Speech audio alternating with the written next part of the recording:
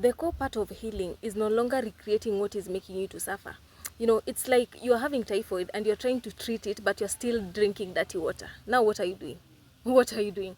You know, with anxiety, already you have the anxiety, already you have the symptoms, you have the physical symptoms, the panic attacks, the DPDR, you know, the negative emotions, already they are here. So what we are focusing on is how to like literally overcome them. So if you're now adding the second fears, you can be adding consciously or unconsciously. You know, you are resisting, you're fighting, you're worrying, you're overthinking, you're overanalyzing, you're figuring everything out, you're solving, you're arguing, all those second fears that you always add, you know, avoiding places, everything that you always do to make anxiety go away. That's what we call the second fear. So if you're still doing the second fears, you want to overcome anxiety, now what are you doing?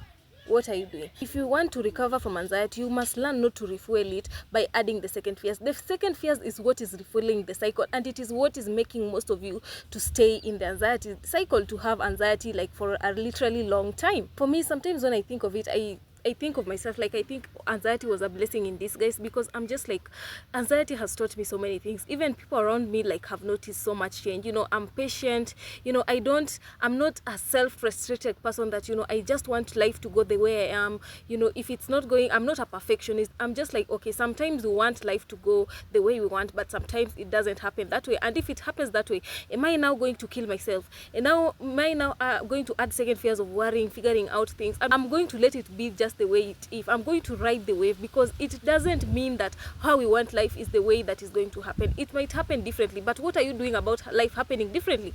Are you now there venting, figuring out, worrying things, you know, things that you have no control over? Or you're just riding the wave and letting it be, knowing that, you know, tomorrow you might wake up knowing after some time everything will be okay. Right now, when you're suffering from anxiety, when you're struggling with anxiety, you may not realize it, but once you recover, you realize anxiety is a blessing in disguise. It comes with so many lessons. Me, I can't count the number of lessons that I've got from anxiety: the patience, the mental clarity, the just letting it be. I don't have to be bothered by many things. You know, I want this, I want this.